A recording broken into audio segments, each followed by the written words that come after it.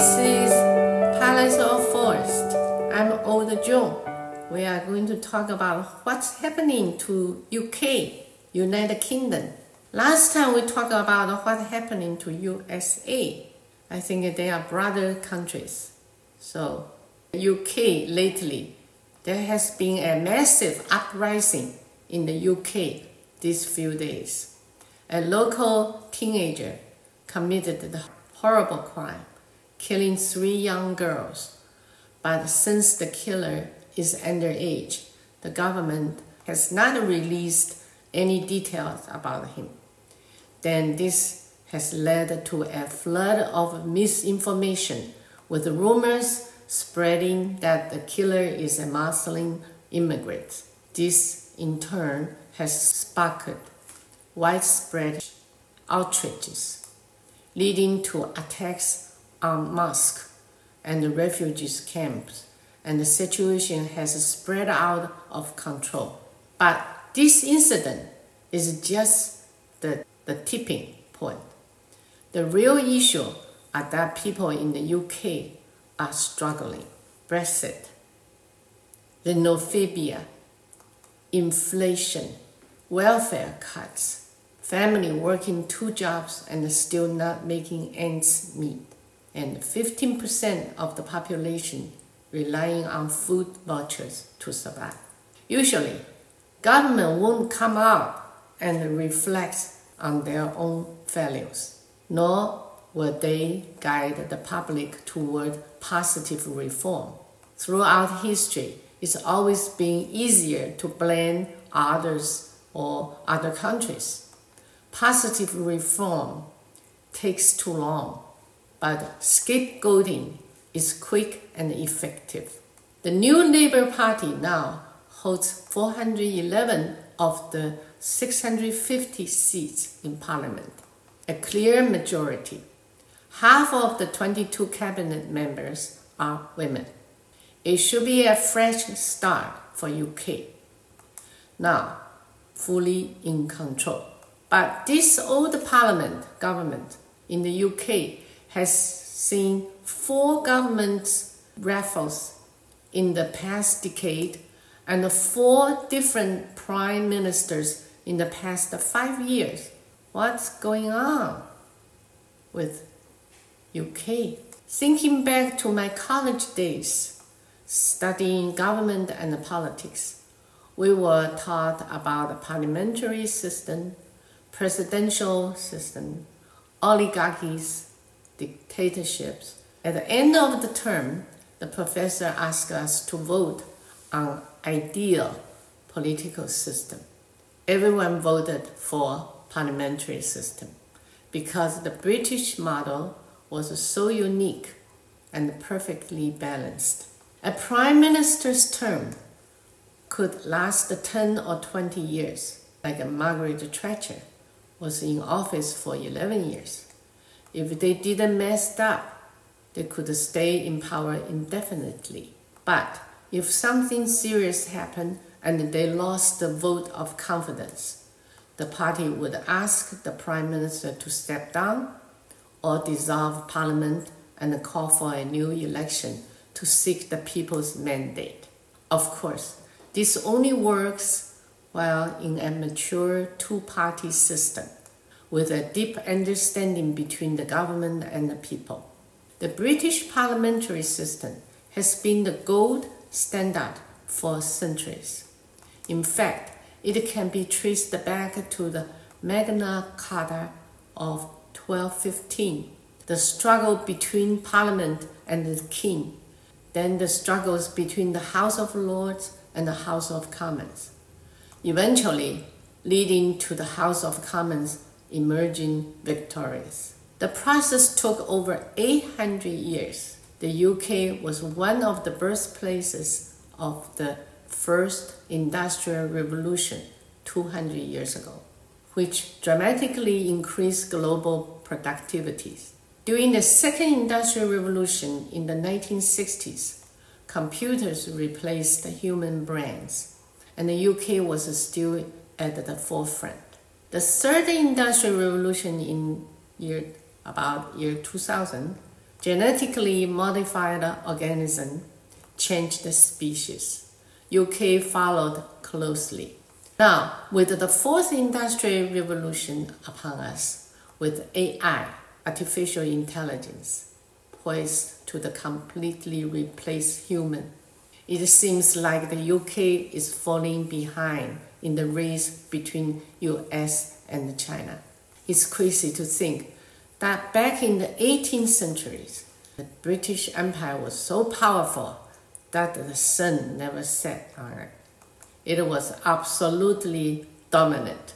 The Qing dynasty in China fell to the British, but honestly, China's downfall was inevitably in that era, whether it was during the Ming dynasty or Song dynasty. There was no escaping this fate. The British Empire controlled every major port in the world, but after the World War II, the empire started to decline rapidly. However, its successor, the US, which was once the UK's little brother, shares the same language and culture, and so they get along just fine. They can still jointly dominate the world. The problem isn't external, it's internal. The British Isles, which includes England, Scotland, Wales, and Ireland, formed the United Kingdoms in 1801. These four nations each have their own languages and a different spelling. If you travel to the UK, you will see road signs in Scottish Gaelic in Scotland, Welsh in Wales, and Irish in Ireland. Except Wales, the others have all sought independence at some point. In 1707, Scotland and England merged to form Great Britain. In 1801, Great Britain absorbed Ireland and became the United Kingdom. But Ireland, in 1921, gained independence, and in May that year, Northern Ireland was established. Scotland has an independent referendum in 2014, but it lost with 44.7% voting for independence versus 55.3% against, with a turnout of 85%. Scotland has its own oil reserves and has to supply England, so there's a lot of resentment. And now, after Brexit, Scottish whiskey and other products are subject to tariffs when sold to Europe, which makes no sense. The UK quickly made it so that any future Scottish independence referendum would require approval from the UK Parliament. Meanwhile, former Scottish First Minister Nicola Sturgeon and the SNP party, Scottish National Party, are facing legal challenge over financial mismanagement. If Scotland ever gains independence, the sun will definitely set on the British Empire for good.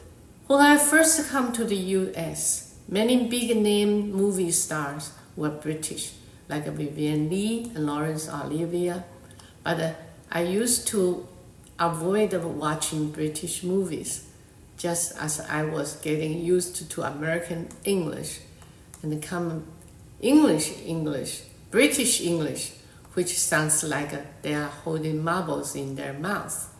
I couldn't understand. And then James Bond come along. Well, he's fighting in a suit. And after all that, he still looks like he just come out from a tailor shop. Unbelievable. But anyway, British suits are still the standard for men's fashion around the world. Apart from the Arabs, who still wear their traditional clothes, and the Indian Modi's outfit that looks like a clown. Men around the world still look to British suits as the model.